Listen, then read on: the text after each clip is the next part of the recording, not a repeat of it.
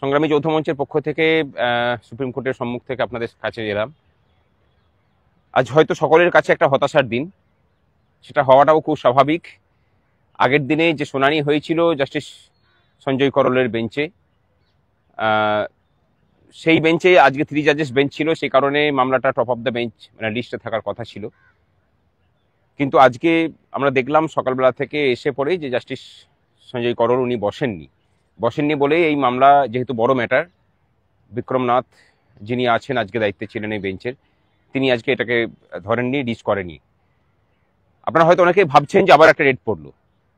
আমরা এখান থেকে একটু অন্যভাবে বলি যে হতাশ হওয়ার জায়গা নিয়ে একটু ভরসা রাখুন। আমরা সদ্য ঢুকেছি, খুব দ্রুত আমরা ওনার বেঞ্চে, সঞ্জয় করলের বেঞ্চে আমরা এটাকে মেনশন করিয়ে